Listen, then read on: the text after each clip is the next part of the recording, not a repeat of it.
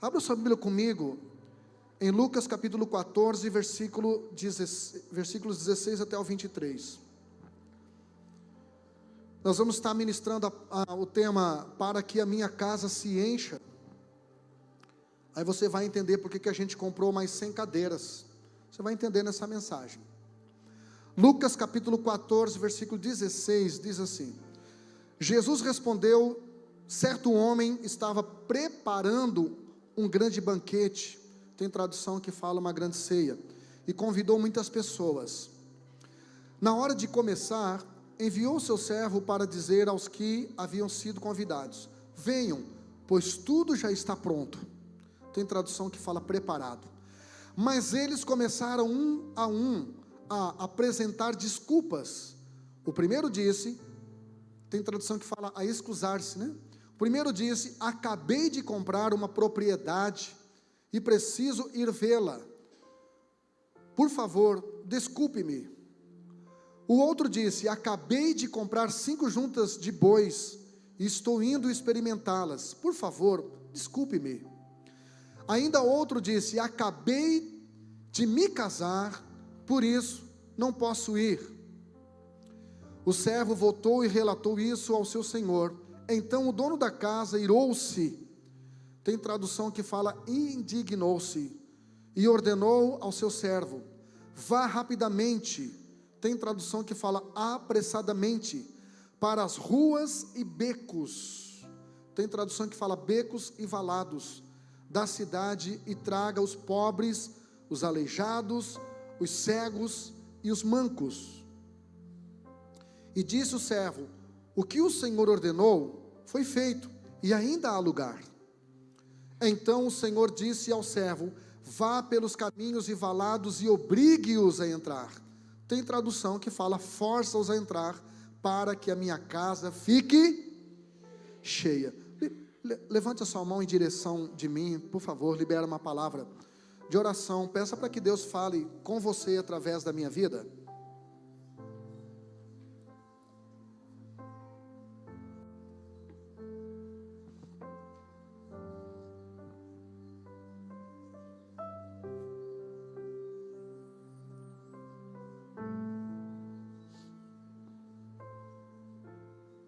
Pai, em nome de Jesus, eu recebo essas orações. Eu peço que o que sair da minha boca seja mais do que informação, Pai. Que aquilo que sair da minha boca produza transformação, edificação, alinhamento, arrependimento e avivamento. Em nome de Jesus, amém. Pode deixar o versículo 16 para mim, Manu? Irmãos, o texto que nós lemos fala de uma parábola onde Jesus relata uma grande verdade que denotam o propósito do coração dele. Algumas coisas que estão no coração de Deus. E uma das coisas que está no coração de Deus é o ide, é o vinde e o ide. Em Mateus capítulo 11 ele disse vinde. Em Mateus capítulo 28 ele disse ide. O vinde é para quem está cansado e o ide é para quem já descansou. Amém? Então Jesus, só para você entender, ele trabalha mais ou menos assim. Jesus, ele acomoda o incomodado e incomoda o acomodado. É mais ou menos dessa forma que Jesus trabalha. Ele sara o enfermo e usa o sarado para curar outros enfermos. Então, o versículo 16 diz que Jesus respondeu e disse: certo homem estava preparando um grande banquete. Sabe uma coisa que eu gosto em Deus? É que Deus, ele se fez tão pequeno que ele cabe no nosso coração. Amém? Deus é Deus do simples, mas também é o Deus do excelente. Deus é Deus de coisas grandes. A Bíblia diz no Salmo 126, que dizia entre as nações, no versículo 2: grandes coisas fez o Senhor a esses. O que a Bíblia está dizendo aqui é que os povos não convertidos, eles reconheciam a grandeza daquilo que Deus estava fazendo na vida do povo de Deus. E no versículo 3, o próprio povo de Deus, do Salmo 126, disse: sim, grandes coisas fez o Senhor a nós, por isso estamos alegres. Então, o nosso Deus, irmãos, é um Deus de excelência. Por isso que tudo aquilo que essa casa faz, para Deus, procura fazer dentro da nossa realidade econômica, o nosso melhor. A gente procurou colocar o melhor som, a melhor cadeira, o melhor telão, tudo melhor. Porque o nosso Deus é Deus de coisas grandes, e aqui está dizendo que Ele fez um grande banquete, uma grande festa. Deus, o nosso Deus, também é um Deus de festas. O povo de Israel, irmãos, eles tinham muitas festas, e as festinhas deles assim duravam 7 dias, 3 dias, 50 dias, como a festa de Pentecostes. Então, Deus é Deus de festa. E terceiro lugar, Deus é Deus de alimentação. Por isso que antes de Deus criar a fome, Ele criou o alimento. Deus é Deus de alimentação. Quando Deus criou Adão lá no Éden, a primeira ordem de Deus para Adão é, Gênesis 2:16, e ordenou o Senhor ao homem, dizendo: de toda a árvore do jardim comerás livremente. E isso não está só no capítulo 2 de Gênesis, que é o primeiro livro da Bíblia, também está no capítulo 2 de Apocalipse, que é o último livro da Bíblia, no versículo de número 7, que diz: ao que vencer, dar-lhe-ei a comer da árvore da vida, que está no paraíso de Deus. Então, a humanidade começou sendo alimentada por Deus, e terminou, e vai terminar sendo alimentada por Deus. O pecado começou com uma proposta de menu, de uma comida diferente lá em Gênesis 3. A tentação de Jesus em Mateus 4 também começou com a apresentação de um menu, porque eu sou aquilo que eu como. Aquilo que eu como determina a minha saúde. A minha alimentação determina a minha saúde, e no cômputo espiritual também não é diferente. Por isso a Bíblia diz que esse homem fez um banquete e mandou trazer pessoas para se alimentar, em nome de Jesus. E ele diz, a Bíblia diz que ele convidou a muitos, ou seja, o propósito de Deus nunca foi pouco. Por isso que em Gênesis capítulo 17, versículo 5, quando Deus chama Abraão, Deus disse: você será pai de multidão. Tem tradução que fala de multidões, porque o projeto de Deus, irmãos, é alcançar todo mundo. Deus não faz acepção de pessoas. Em João 10:10, quando Jesus te prometeu uma vida abundante, é para todos. Em Lucas capítulo 6, e versículo 38 e 39, quando ele prometeu vida transbordante, é para todos. 2 Coríntios capítulo 5, versículo 15, a Bíblia diz que Jesus morreu por todos. Então Jesus morreu também pelo seu filho que não está na igreja. Aqui não entendeu, vou tentar aqui. Jesus também morreu pelos seus amigos lá do seu trabalho que não estão na igreja. Jesus morreu pelos seus filhos, Jesus morreu pelos seus pais, Jesus morreu por todos. A Bíblia diz que a vontade de Deus é que nenhum homem se perca, mas que todos tenham conhecimento da verdade. E quem que detém a verdade? A igreja. Nós detemos a verdade, e essa verdade não é obsoleta, ela é absoluta. Essa verdade não é relativa, ela é definitiva. A Bíblia é a verdade. Então Jesus disse que Ele mandou convidar a muitos. Por quê, pastor? Porque eu preciso entender. Me perguntaram: pastor, por que você comprou mais 100 cadeiras? Precisava? Eu disse não. Mas eu aprendi 2 coisas. Primeiro, eu aprendi com um poeta não cristão que já faleceu, um poeta gaúcho chamado Mário Quintana. Ele disse algo assim: olha, prepara o jardim, que as borboletas virão. Você não precisa correr atrás de borboletas. E é isso que a gente está fazendo, irmão. A gente está tentando preparar um ambiente para que as pessoas venham e se sintam confortáveis. Mas o segundo motivo pelo qual nós compramos mais cadeiras é por causa de uma coisa: cadeiras cheias, quando todas as cadeiras estão cheias, isto nos acomoda. Mas quando há cadeiras vazias, isto incomoda o coração de Deus. Então, por favor, você que está do lado de uma cadeira vazia e olha para essa cadeira, por favor, tente imaginar alguém que você sabe que deveria estar aqui, que poderia estar aqui, que você deseja que esteja aqui. Pense aí nessa pessoa. Às vezes a gente vem para a igreja pensando só na gente, nos nossos probleminhas. E às vezes a gente precisa entender que quando nós nos ocupamos com os outros, os anjos de Deus se ocupam conosco. Amém? Em nome de Jesus. Então vamos lá.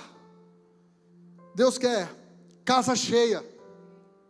E a hora que essas cadeiras encher, pastor, vai comprar mais cadeiras? Não dá, irmão, não tem mais espaço. Mas eu vou fazer 2 cultos, para que sejam 2 cultos sobrando cadeiras, para que isso continue nos incomodando. E a hora que encher 3 cultos, a hora que encher 4 cultos, a hora que tiver com 4 cultos, aí a gente já compra o nosso terreno e constrói uma catedral para 5.000 pessoas, amém? E diga assim, já está tudo pago. Toca no irmão do lado e o dinheiro está no seu bolso. Versículo 17, por favor, coloca para mim, diz assim,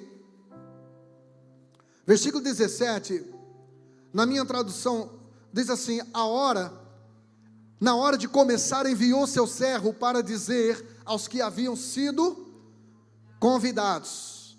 Irmão, Deus sempre terceirizou o seu propósito com os seus servos, sempre. Deus poderia fazer tudo sozinho, mas Ele resolveu não fazer nada sem você. Não entendeu? Eu vou tentar aqui. Deus poderia fazer tudo sozinho, mas Ele resolveu incluir um energúmeno como eu, numa coisa tão poderosa. Quando você lê a biografia dos 12 apóstolos, irmão, eu não queria aqueles caras nem para ser diácono aqui. Pense em 12 homens ruins. Eu vou começar pelo apóstolo do amor, João. Queria fazer chover fogo do céu e matar os samaritanos tudo, crianças, velhos, tudo. O apóstolo do amor, nem vou falar dos outros. Mas ainda assim Jesus incluiu essas pessoas no seu propósito. Sabe por quê? Porque a grandeza de um homem é se fazer pequeno para tornar os outros grandes. A grandeza de um homem é se fazer pequeno e se nivelar para despertar a grandeza que há dentro do coração dos outros. O papel de um líder é despertar nos outros aquilo que eles têm de melhor. Querido, sabe por quê que eu insisto em ser seu pastor? Porque eu acredito que há algo aí dentro que precisa ser destravado. Eu acredito que há algo aí dentro que precisa ser ativado. E vai ser ativado nessa noite, em nome de Jesus. Então Deus sempre terceiriza com os seus servos. Pastor, que tipo de servo? O servo da orelha furada. Que os Salmos, acho que é 126 fala, a minha orelha tu furaste. Pastor, quem era o servo da orelha furada? Era aquele servo que depois de servir o seu Senhor durante 6 anos, o seu Senhor chegava para ele e dizia, agora você já está livre, já pagou sua dívida, pode ir embora. Aí o servo olhava para o Senhor e dizia, não, quero ficar com você, porque aqui eu aprendi a ser amado, aqui eu aprendi a ser respeitado. Aí a Bíblia diz que aquele senhor pegava aquele servo, ia até diante do juiz da cidade, pegava uma sovela, que era uma agulha, esquentava e furava a orelha desse servo. E aí aquela marca na orelha indicava que aquele servo, mesmo que ele quisesse, ele não poderia ser aceito por outro senhor, mesmo que ele quisesse. Quantos servos da orelha furada nós temos aqui nessa noite? Jesus furou a sua orelha. E é por isso que você, mesmo tentando ir para o mundo, não consegue. Um servo que teve a sua orelha furada pelo Senhor, irmão, não serve mais nem para pecar gostoso, irmão. A consciência pesa, não dá. A gente até tenta, a gente até pensa, eu vou dar uma saída, mas não tem outro Senhor que te aceite, irmão. Porque você tem uma marca de que você pertence a um Senhor, você é um servo. Em nome de Jesus. Então a Bíblia diz em Amós 3:7 que Deus não faz nada sem antes revelar o seu segredo aos seus servos, os profetas. Exatamente nessa ordem: primeiro servo, depois profeta. Porque não tem gente que incomoda mais numa igreja do que profetas que não são servos. A Bíblia diz também Em Atos capítulo 2, versículo 18: e também do meu espírito derramarei sobre toda a carne, e os vossos servos, sobre os servos e servas, e eles profetizarão. Então, irmão, não tem a ver com o seu perfeccionismo, não tem a ver com você nunca pecar, não tem a ver com você ser o super crente, não tem a ver com você estar no espírito que até as horas você dá em línguas estranhas, não tem a ver com isso. Tem a ver apenas com você se colocar na posição de servo, de disponível para Deus. Então vai se cumprir Atos 2:18, que diz: e também do meu espírito derramarei sobre os meus servos e sobre as minhas servas naqueles dias, e profetizarão. Levante a sua mão, por favor. Receba nessa noite do Espírito de Deus. Receba nesta noite da unção profética. Você não foi criado para ser cético, irmão. Você foi criado para ser profético. A sua profissão precisa ser uma profecia. A sua vida precisa ser uma profecia. Há uma cidade inteira aqui precisando de profetas e profetisas que se levantem em nome do Senhor com uma palavra de bênção, com uma palavra de vitória. Tudo que esta geração precisa é de servos e servas cheios do Espírito Santo para serem usados como profetas para a sua geração. Em nome de Jesus, pode baixar a sua mão. E o texto segue dizendo: vinde que tudo já está preparado. Querido, em primeiro lugar, no propósito de Deus, Ele terceiriza com servos. Em segundo lugar, já está tudo preparado. Você não tem que fazer muita coisa, irmão. Você não tem que inventar muita moda, não. Você só precisa descobrir o propósito que Deus tem contigo. Você só precisa entender para que você nasceu e se incluir nesse propósito. Se permitir ser incluído nesse propósito, porque tudo já está preparado, irmão. Amém? Tem alguém aqui que acredita que tudo já está preparado? Parece que está na Bíblia. Mateus capítulo 25, versículo de número 34 diz: vinde benditos do meu Pai. Isso vai acontecer ainda. Possuir por herança o reino que vos está preparado. Não é uma religião, não é uma denominação, não é um cargo na igreja, não é um título eclesiástico. Vinde benditos do meu Pai, e recebei por herança o reino que vos está preparado desde a fundação do mundo. O reino já está preparado, o reino já está pronto. É só você desejar fazer parte disso, é só você se disponibilizar, é só você demonstrar interesse, é só você interagir com esse propósito. Em nome de Jesus, amém? Tem alguém que acredita aqui nessa palavra? Vamos lá. Então, a pergunta que eu faço é: o reino já está preparado, mas a igreja está preparada? Nós estamos preparados? 2 Coríntios 11:2 diz: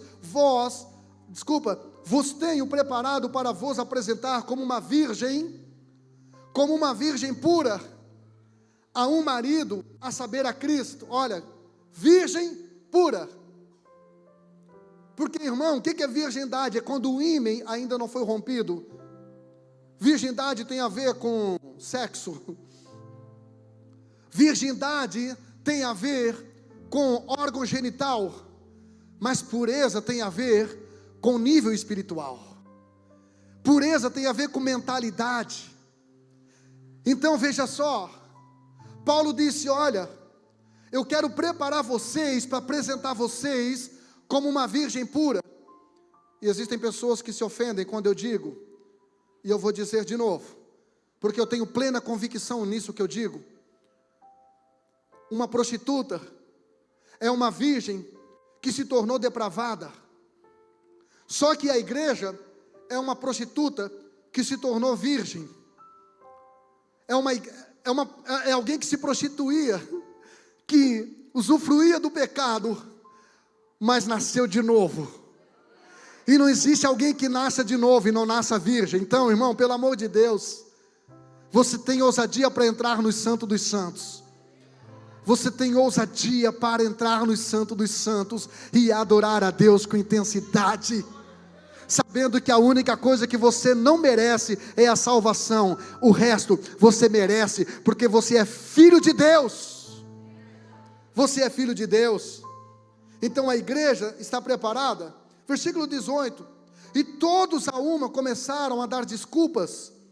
Então a desculpa sempre fizeram parte da vida do ser humano. Quando Adão pecou, ele deu desculpa: foi a mulher que tu me deste. Talvez Eva deu desculpa: foi a serpente que tu criaste. Se Deus falasse com a serpente, ela diria: foi o Lúcifer que entrou em mim. Há um texto na Nova Versão Transformadora, João 15, 22, que diz: Jesus disse: eles não seriam culpados se eu não houvesse vindo e lhes falado. Agora, porém, não tem desculpa. Não há mais desculpa. Não tem como alguém chegar perante Deus naquele dia, diante do julgamento, e dizer: Deus, eu não sabia. Porque Deus vai rodar o VT num telão como esse e vai mostrar você sentadinho me olhando. Então, irmão, tem um sermão que eu prego que diz assim: quem quer dá um jeito, e quem não quer dá uma desculpa. Quando a minha esposa quer, irmão, ela dá o jeito, mas geralmente ela dá uma desculpa. Dor de cabeça, enxaqueca, eu não estou boa, não acordei bem, mas já estou mal.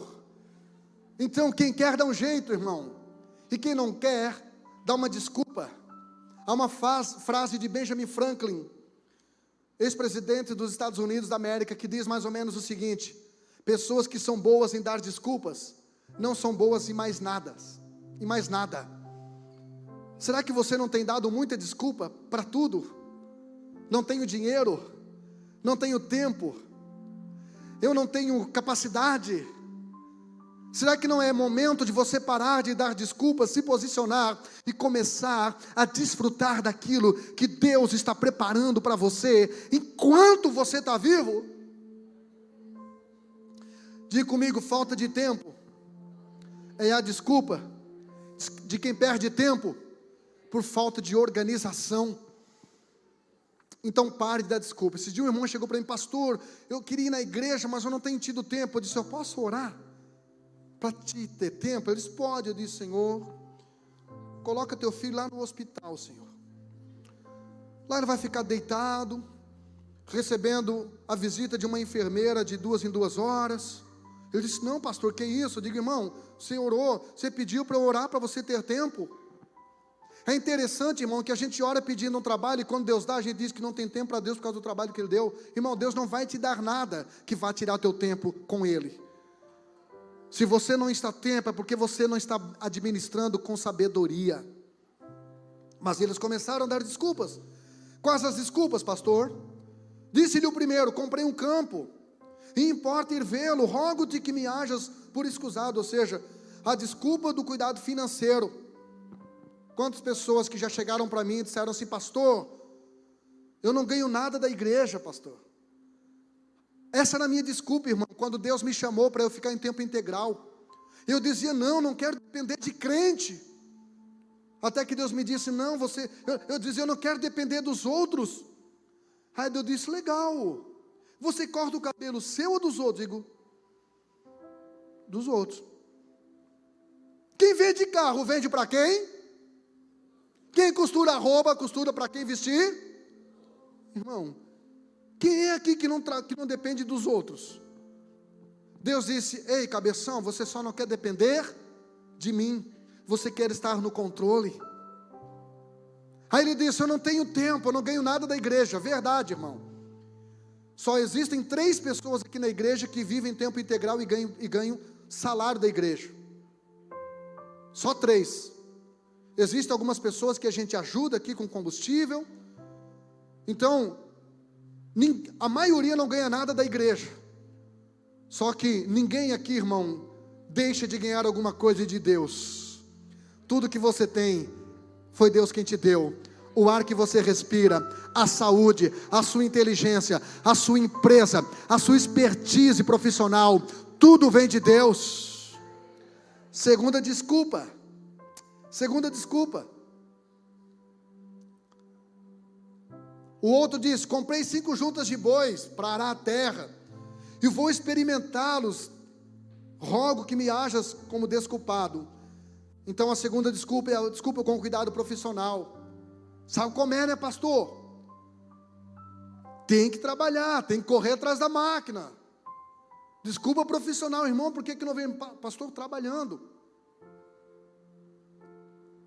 Irmão, deixa eu falar uma coisa para você. A minha vida começou a mudar. O dia do cabeleireiro mais ganhar dinheiro é sábado à tarde. É o dia do cabeleireiro mais ganhar dinheiro. Quem trabalha na profissão sabe. Um dia eu estava cortando o cabelo de um ímpio, e ele olhou para mim pelo espelho e disse: ô pastor, Jean, por que tu não para de trabalhar sábado à tarde? Eu pensei que ele estava endemoniado, gente. Porque tudo, irmão, que é para a gente renunciar, não é de Deus. Só quando é para ganhar. Aí eu disse: será? Ele disse: tu não é meio metido a pregador? Eu disse: sou mais metido que pregador. Ele disse: então. Ele falando: Coni, você acha que Deus não vai usar um pastor lá para te dar uma oferta e compensar o teu sábado à tarde? Por que não vai fazer a obra de Deus sábado à tarde, Jean? Eu disse: eu vou falar com o dono do posto, o Beto Risotto. Louco que ele não deixasse, irmão. Eu disse: ó, tentei. Sabe aquela piada do Mussum, dos Trapalhões, que ele chegou no bar e pediu leite? Aí o cara disse: não tem. Ele disse: ó, tentei, bota um mé para mim, um meses. Fui falar com o Beto, ele disse que era: desde que tu pague aluguel, você é problema seu. Eu disse: vou falar com a Márcia, ela não vai querer, vai baixar salário. Fui falar com ela, disse: era meu sonho. Eu vejo as mulheres indo para a praia com os maridos, sábado à tarde. E eu parei de trabalhar sábado à tarde, irmão. E o meu salário nunca baixou. Então, é hora de você rever esse negócio. O homem que trabalha somente pelo que recebe, não merece receber, irmão, por aquilo que faz. Disse Abraham Lincoln. Versículo 20. O outro diz: casei, não posso ir. Desculpa do cuidado com a família. Irmão, por que não está vindo no culto? Não, pastor, estou cuidando da família. Alguém aqui já ouviu a expressão: a família é o primeiro ministério? Alguém já ouviu? Levanta a mão assim, quem já ouviu? Alguém aqui lembra o versículo? Porque eu já li a Bíblia 17 vezes, eu nunca achei.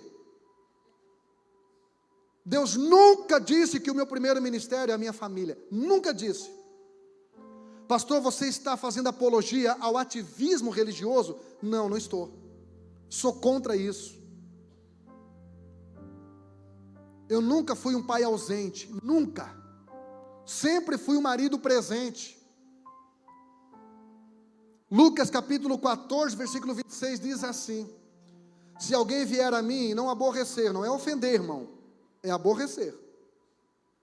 E não aborrecer o seu pai, a sua mãe, a sua esposa, seus filhos, seus irmãos, suas irmãs, e ainda também a sua própria vida, não pode ser meu discípulo. O que Jesus está falando aqui não é para nós ofendermos a nossa família. O que Ele está falando aqui é para nós priorizarmos o reino dEle.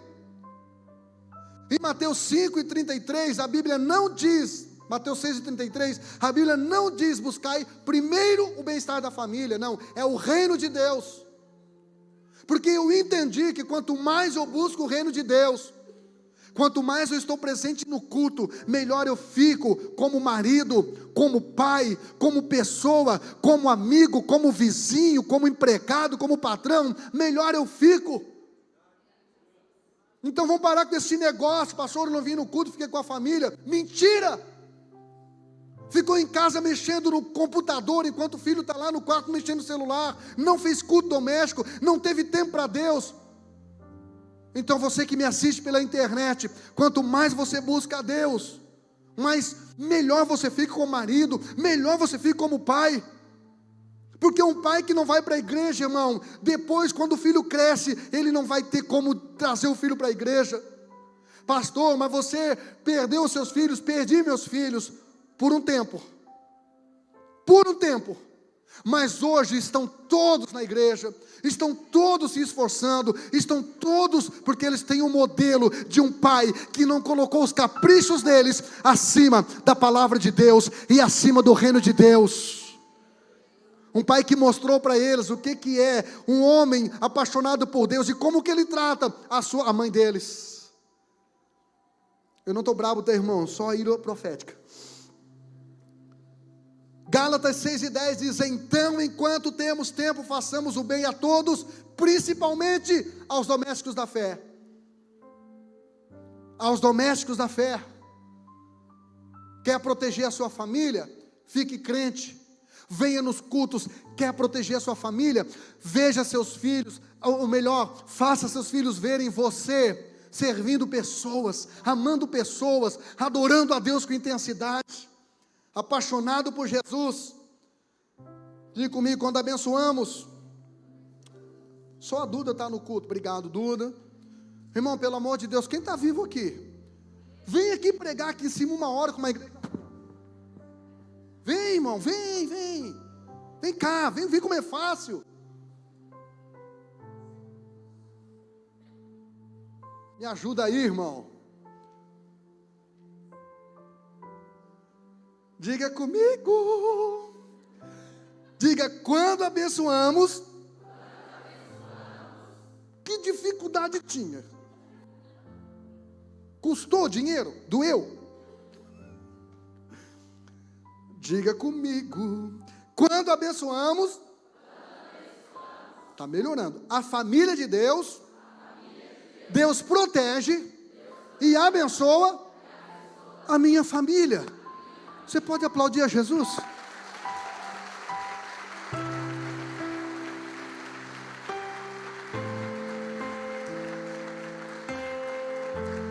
Eu tenho visto milagre na vida dos meus filhos, por sementes que eu plantei aqui no altar. Uma das sementes, a minha própria casa. Todos os meus 3 filhos moram na casa própria, com um carnê próprio, mas estão morando. Todos eles têm um carrinho para andar, um carrinho bonzinho para andar, irmão.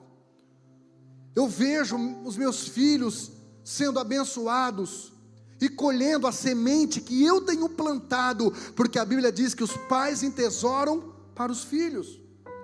Versículo 21 diz assim: e voltando aquele servo, anunciou estas coisas a seu senhor. Então o pai de família ficou indignado, irmão. Ele disse: mas como assim que eles não quiseram vir? Ele ficou irado, diz aquela tradução, né?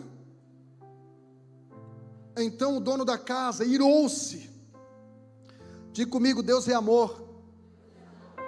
1 João 4:8, Deus é amor. Mas tome muito cuidado com a ira divina, porque a Bíblia diz que Deus se ira todos os dias. Deus não é um bonachão, não é um pai bobão, não, que o filho faz birrinha e o pai cede para não passar vergonhinha. Deus não é um pai bonachão que fica cedendo, que fica fazendo concessão com almas manhosas. Então cuidado com a ira divina, porque o Deus que ama, Ele também se ira. Por isso, João capítulo 1, versículo 29, João Batista apontou para Jesus e disse: este aí é o Cordeiro de Deus, que por amor tira o pecado do mundo. Amém? Se Deus tirou o seu pecado, levante a mão e diga glória a Jesus. Mas Apocalipse capítulo 6, versículo 16, a Bíblia diz que haverá um tempo em que as pessoas correrão na frente das rochas das montanhas e pedirão para as montanhas: caia sobre nós e nos afaste da ira daquele que está sentado no trono e da ira do Cordeiro. Irmão, eu achei que Cordeiro não se irava. Eu achei que o leão brabo do Velho Testamento tinha aceitado Jesus no Novo Testamento e virado um cordeirinho dócil. Eu quero que você me entenda nessa noite. Hoje, para quem aproveita a oportunidade, hoje para quem interage com a oportunidade que Deus dá, Jesus é um leão manso, conforme lá em Apocalipse capítulo 5, versículo 5. Só que para aqueles que brincam com a graça, para aqueles que brincam com as oportunidades, para aqueles que ficam procrastinando o posicionamento e as decisões, A Bíblia diz em Apocalipse 6:16 que ele será um cordeiro irado. Um cordeiro irado. Irmão, eu nunca vi um cordeiro irado, eu já vi uma galinha brava. Alguém aqui já ganhou corridão de galinha quando era criança? Depois, os adolescentes, depois a gente explica para vocês o que é galinha, tá? Eles não vê mais galinha. Quem que vê mais galinha? Eles só vê galinha defunto. Eles não são felizes, irmão. Eles não sabem o que é ganhar um corridão de uma galinha. E você pensar que aquela galinha vai pular no seu pescoço e picar a sua artéria e você sangrar até a morte. Eles não sabem disso. Eles não sabem o que é você correr de um sapo, irmão. Alguém aqui já correu de sapo? Ficou incomodando até o sapo correr atrás? Alguém aqui já ouviu falar que o sapo matou alguém? Mas era legal a gente imaginar o sapo matando a gente, correndo. Queridão,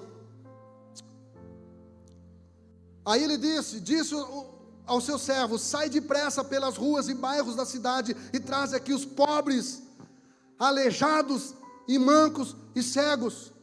Quarta-feira eu vi isso aqui, irmão. Filho de crente ficando em casa, e os filhos dos ímpios vindo aqui para comer por 3 vezes, sentar na mesa aqui. Pais que deixaram seus filhinhos em casa, não trouxeram para socializar, veio lá de fora, isso aqui ó, e sentou na mesa e comeu. Então ele disse o seguinte: primeiro vá depressa.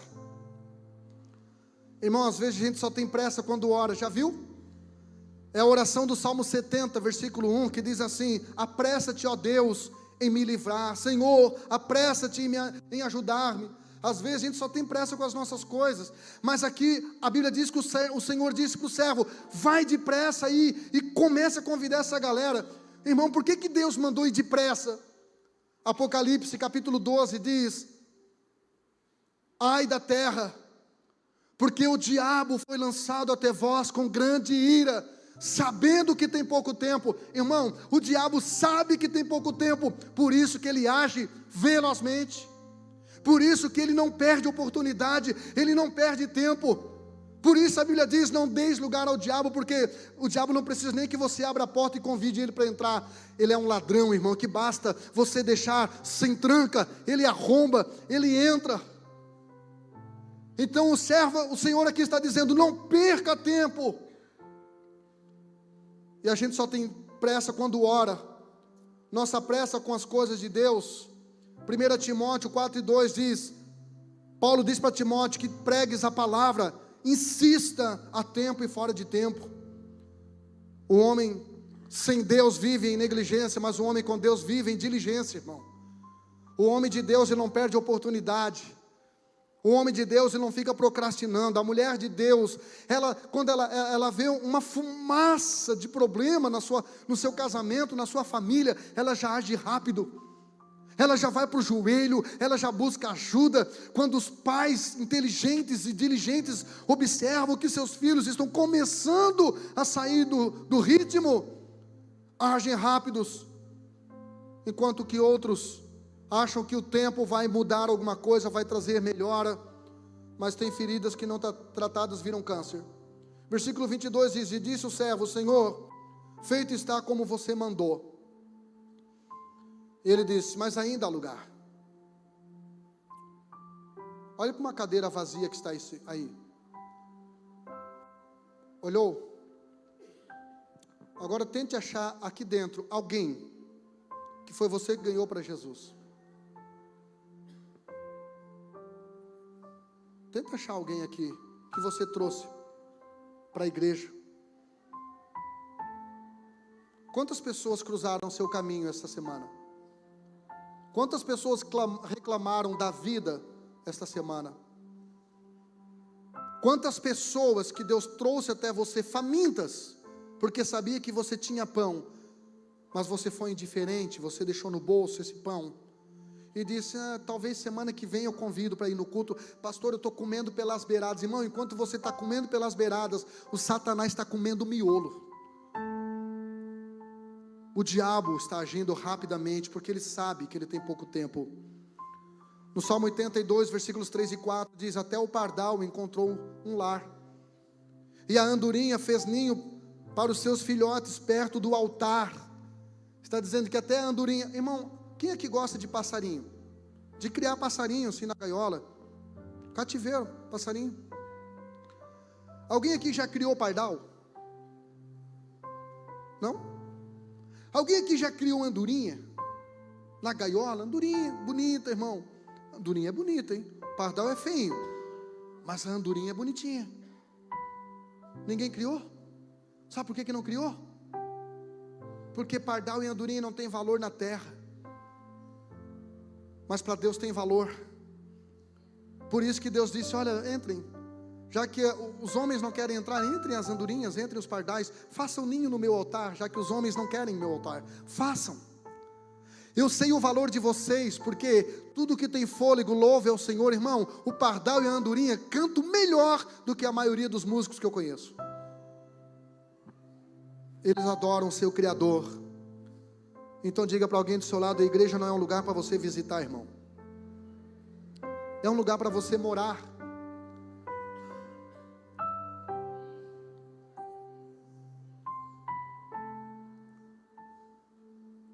Pastor, eu vou perder minha família. Ninguém perdeu a família por morar na casa de Deus. Aliás, deixa eu falar uma coisa para você. Eu estava com 2 filhos desviados, e quando eu comecei a vir para cá todo dia orar, meus filhos voltaram para a igreja. E parece que está na Bíblia, parece, eu não tenho muita certeza, acho que parece que é o Salmos 27, versículo 4, que Davi disse: uma coisa eu pedi ao Senhor, e a buscarei, que eu possa morar na casa de Deus, todos os dias da minha vida. Para quê? Para contemplar a beleza do Senhor e aprender no seu santo templo. Queridão, crente domingueiro não consegue ver a beleza de Deus, só consegue ver o defeito dos irmãos. Crente domingueiro não consegue ver a beleza do Senhor numa adoração e numa pregação, só consegue ver defeito em pessoas. Crente que não tem prazer em estar na casa de Deus não consegue aprender. A palavra vem, mas não penetra. A palavra entra, mas sai, não desce para o coração. Você fala sempre as mesmas coisas, ensina sempre as mesmas coisas, mas não surte efeito. Irmão, quando o templo de Salomão virou uma das 7 maravilhas do mundo, e os reis começaram a visitar o templo para admirar o ouro, para admirar isso, admirar aquilo, sabe o que Deus fez? Destruiu. Quando as pessoas começarem a ter como motivação a beleza do ministério Teu Reino, irmão, o conforto do ministério Teu Reino, o telão, a boa palavra, o louvor, pode ter certeza, irmão, Deus acaba com tudo. Mas enquanto estiverem aqui, irmãos, verdadeiros adoradores, que adoram a Deus em espírito e em verdade, enquanto estiverem aqui pessoas que durante a tarde do domingo estão numa guerra interior contra a carne, e a carne dizendo: fique em casa, vai só semana que vem, e você vir para cá mesmo se arrastando, pode ter certeza, você não vai voltar para casa da mesma forma como você veio, você não vai sair daqui da mesma maneira como você entrou, porque a glória de Deus vai compensar a sua vida.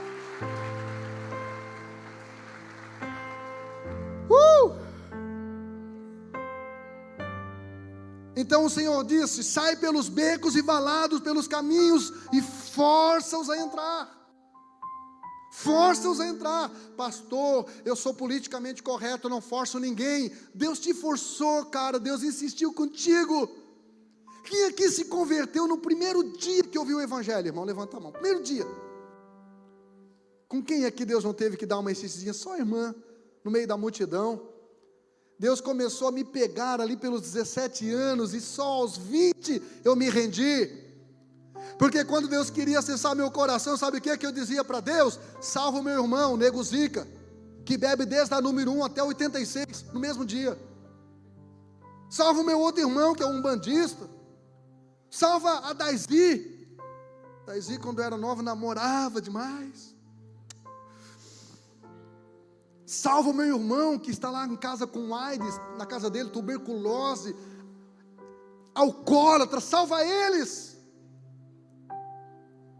Eu era bonzinho demais para Deus, eu era bonzinho demais para a igreja, até que eu li, irmão, Efésios capítulo 2, versículo 8, pela graça sois salvos, por meio da fé, versículo 9, e isso não vem de vós, é dom de Deus, não vem das obras, para que ninguém se glorie, porque ele disse, aquele que mais for perdoado, mais vai amar.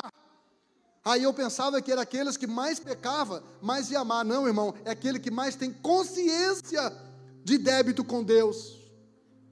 Em nome de Jesus. Jeremias 23:15 diz, e vos tenho enviado todos os meus servos profetas, madrugando e insistindo, e dizendo, convertei-vos. Deus tem insistido contigo. Quem aqui já se desviou? Quem já se desviou, irmão? Não tenha vergonha, se você está aqui é porque você é um vencedor. Quem já se desviou, sabe por que você está aqui? Porque você desistiu de você, porque você desistiu de Deus, mas Deus não desistiu de você. Deus continuou te amando, Deus continuou usando pessoas, Deus continuou usando pessoas para te convidar para vir à igreja. Gente, devemos insistir com o pecador. Paulo disse em Gálatas 4:19, meus filhinhos, por quem de novo sinto dores de parto, até que Cristo seja formado em vós. Quem aqui já gerou filho? Mulheres, quem já ganhou filho? Quantos dias durou? Um dia? Quanto tempo durou a gestação? 9 meses, amém? Uns apressadinhos aí saíram com 8, uns com 7, mas o normal é 9 meses. Aí você convidou a pessoa para ir na célula 2 vezes, ela não foi e desistiu? Você convidou uma pessoa para vir no culto 3 vezes, ela não veio e desistiu? Insista. Sinta dores de parto, sinta a dor do pecador, sinta o fogo do inferno que vai queimar essa alma, chamuscando a sua alma aqui agora, sinta essa dor, é o que Paulo está dizendo, e no final ele explica, até para quem a minha casa se encha. Deus está dizendo, cadeiras cheias acomodam o pastor, cadeiras vazias incomodam o Senhor. Ele está dizendo, o meu projeto é casa cheia. Por isso que Atos 3, 7 e 8 diz, e tomando pela mão direita, o levantou, e logo os seus pés e artelhos se firmaram, e saltando, e pôs-se em pé, e andou, e entrou no templo, andando e saltando, louvando a Deus. Aqui está falando do coxo, que Pedro trouxe para dentro do templo. Atos 2:41 diz, de sorte que foram batizados os que de bom grado receberam a sua palavra, e naquele dia agregaram-se 3.000 almas ao Senhor. Olha aqui para mim, irmão, essas pessoas só se converteram porque elas foram convidadas. Qual foi o segredo, pastor, de tantas pessoas terem se convertido e se batizado no mesmo dia? O segredo está no capítulo 2, versículos 1 e 2, que diz, que cumprindo-se o dia de Pentecostes, estavam todos reunidos no mesmo lugar. De repente veio do céu um som como de um vento veemente e impetuoso, que encheu toda a casa em que estavam reunidos, e todos foram cheios do Espírito Santo, e todos começaram a falar em outras línguas, conforme o Espírito Santo lhes concedia que falassem. Pastor, quando que a igreja vai se encher? Quando nós nos encher. Quando as pessoas entrarem por aquela porta e não verem uma igreja cheia de pessoas vazias. Quando nós nos enchermos com a presença de Deus. Por isso a Bíblia diz em Atos dos Apóstolos ainda, capítulo 4, versículo 31, que tendo a igreja orado, moveu-se o lugar onde estavam reunidos, e comigo oração produz movimento. E a Bíblia diz que todos foram cheios com o Espírito Santo. Diga, oração produz enchimento. E a Bíblia diz que eles com ousadia começaram a falar da palavra de Deus. Diga, oração produz argumento. Querido, se eu estou sem argumento para falar de Deus, provavelmente eu não estou tendo intimidade com Ele na oração. Se eu não estou falando da palavra de Deus, provavelmente é porque eu não estou cheio do Espírito Santo. Porque Deus não derrama unção para coreografia, irmão. Deus não derrama unção para a igrejinha ficar famosa na cidade, aquela igreja lá, porque aquele pastor, não, irmão, Deus não tem ibope com ninguém. O propósito da unção, querido, é despedaçar jugos. Por isso Isaías 61:1 diz: o Espírito do Senhor está sobre mim, porque o Senhor me ungiu para curar, libertar e pregar o ano aceitável do Senhor. Busque a presença do Espírito Santo. Busque ser cheio do Espírito Santo. Se você não é batizado em línguas, ore a Deus para Jesus batizar você com o Espírito Santo. Ore a Deus, busque isso, jejue por isso. E quando as pessoas entrarem por aquela porta, vão sentir o que eu senti na igreja Assembleia de Deus da Uruçanguinha há 30 anos atrás. Pastora Giovana disse que teve um homem católico aqui, segunda-feira retrasada, católico, quando ele entrou naquela porta, ele olhou para ela e disse: guria, o que tem aqui dentro? Ela pensou: oração, unção. E quando ela disse que, ele perguntou: quem é o pastor aqui? Ele disse: é o pastor Jean. Ele disse: da TV? Ela disse: é. Ele disse: eu sou fã dele. Eu escuto, eu assisto ele todo dia. Irmão, é uma falta do que fazer, né? Me assisti todo dia. Nem eu não me assisto. Mas ele sentiu algo aqui, irmão, que não é construído aqui no domingo à noite, é construído aqui de segunda a sexta-feira, clamando por um avivamento, clamando por cura, clamando. Os músicos podem subir. Mateus capítulo 19, versículo 1 está escrito: e ouvi no céu uma voz de uma grande multidão. Alô?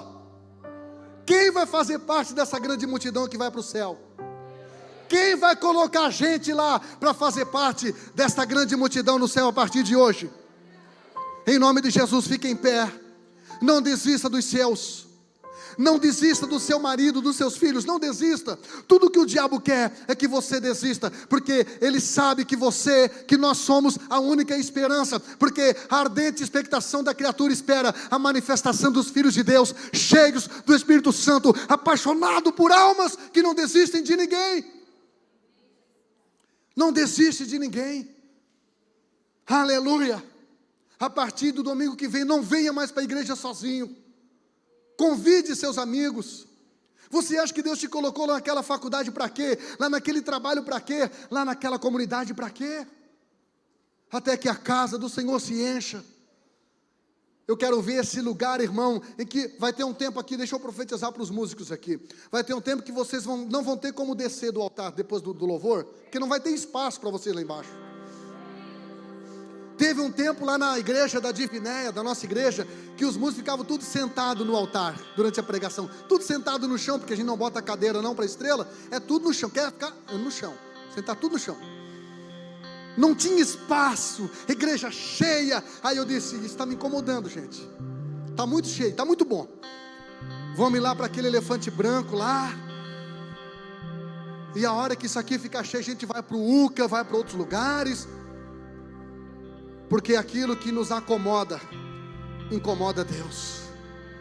Em nome de Jesus, eu quero perguntar nessa noite, se tem alguém que chegou aqui afastado de Jesus, afastado da igreja, parado, né? Se chegou alguém aqui nessa noite parado, você que não é crente, convertido ainda, e você deseja entregar o seu coração para Jesus, saia do seu lugar, por favor. Vem aqui na frente. Se você convidou alguém, está do lado de alguém que você sabe, convide, quer voltar para Jesus, eu vou lá contigo.